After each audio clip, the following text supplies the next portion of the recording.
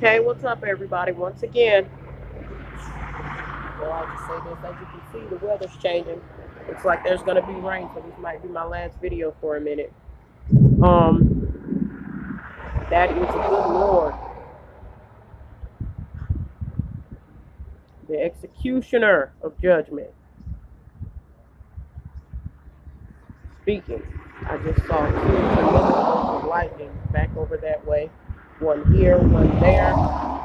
Um, Let me get to the point of my video real quick, and then I'll add some little key understanding toward the end.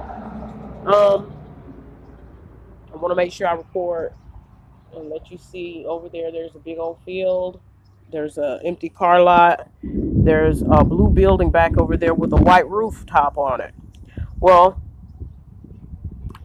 that lady was over there. She was lounging and she's, on her phone. And I was thinking to myself, you know what? Let me do a posting concerning the phone issue. Let me tell you, since I've been out here offering prayer for these people, guess what? Anytime I didn't have a phone, I was attacked. Like literally, they waged all kinds of attacks out here in the streets against my prayer chair efforts. Literally, you need to make sure you keep your phone with you.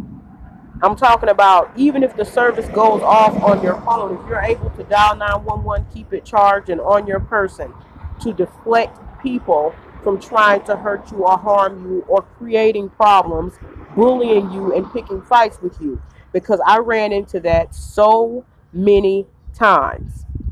So many times that I was totally just out of my mind with shock about the fact, and then my mind immediately reverted back to, once I could collect all my senses, my mind reverted back to the fact that I didn't have a phone, and that if I did, it was turned off or it wasn't charged, it had went off, and that they were starting to cause me extra issues. So what I did was immediately I'd go and charge my phone, get my phone situated to the degree that, I had some battery. If I could charge it fully, I did that.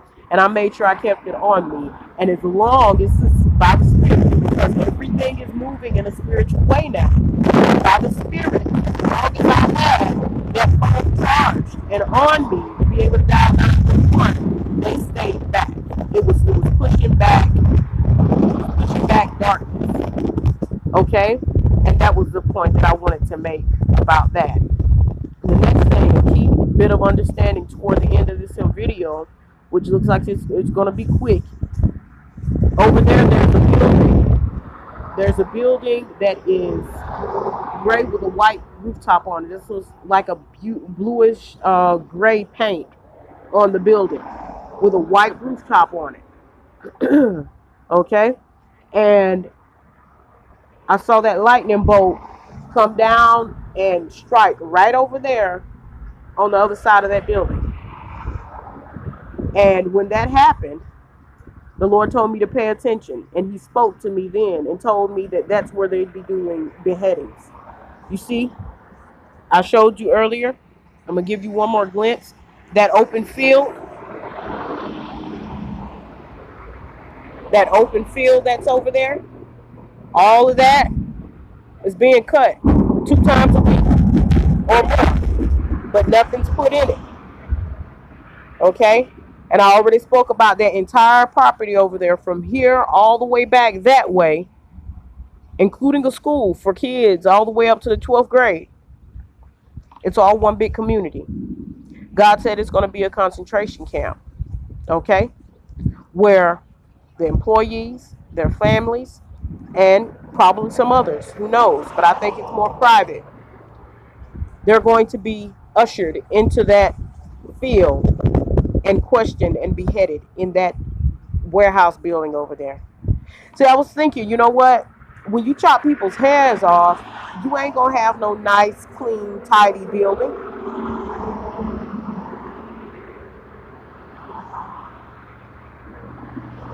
You ain't gonna have no nice, clean, tidy building to chop people's head off in.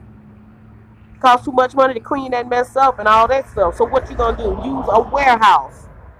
They got paint and all kinds of other stuff in there, I'm sure, tools and whatever. But it's being sort of hidden right now.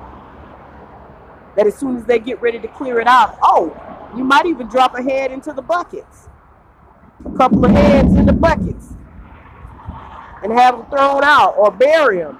Oh my gosh. Got a big old dumpster over there on that side. Just toss them right in the garbage, man. And nobody will ever know. Oh my God. That's right. And that's not the only place like that. So now I'm going to speak real quick about people who work at certain jobs. Any job. You need to be ready for what's going to take place. Churches, jobs, hotels. I did a posting about this already. That those places have plans to gather up people where numbers of people can be gathered up at one time, like schools and stuff like that. They're going to get ready to sort of condition the minds of people to be gathered together. That's why God has asked us to come out from among them. Oh my Lord. God is asking us to be separate and scattered about so that we'll be safer. A lot of people say there's power in numbers. No, that's stupidity. For this time, you need to separate yourself. Separate yourself from the herd. Because if you got a bad shepherd that's leading everybody to slaughter, you need to be a stray sheep. You need to be one of the sheep that got away from the herd. You need to be. Because you know what they doing to sheep? Stripping them of their wool. Leaving them bare naked without no kind of insulation on their bodies. They need it. And not only that, but they're examining sheep. And when they find the ones that ain't good, they killing them. You know what that represents? An unlawful sacrifice. Unlawful sacrifice. That means somebody who has lived a life sacrificing based on what they want. Not according to the laws of God. The laws of God said to not store treasures up here on earth at all. So you're the kind of person that decides you'll sacrifice your car in order to catch the bus, or you'll sacrifice your 5-bedroom house in order to have a studio apartment. And so, Lord, that's my sacrifice. I have sacrificed. No, it's not. God said give up everything and come out here on the street and speak to the people that's going to be walking past something like that over there. A concentration camp right here in the neighborhood.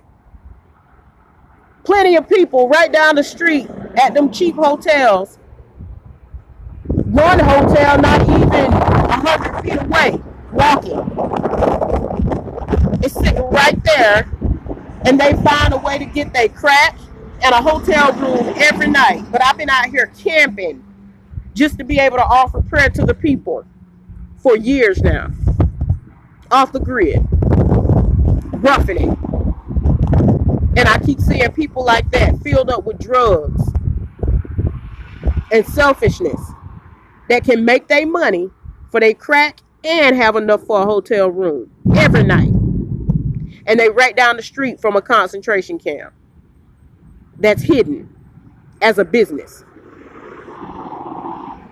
That ain't nothing but a building for processing, a building for the workers to eat, a field to store your buddy in with no roof on it and a fence around it, a school back there so that they can drag little kids out unnoticed by parents, because parents put so much investment in teachers and coaches and all that stuff. They trust them with their children. They leave their children with the coaches to go and kick it at the spa and all that stuff, and have their coaches babysitting them until the parents come back. In that time, your child's head can be chopped off, man.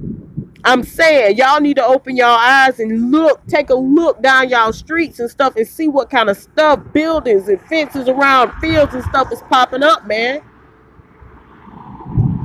I just wanted to share that bit of commentary. Pray about everything. God will tell you the truth, because we can't avoid it no way. And so when you pray, be ready to have an open mind about what thus saith the Lord.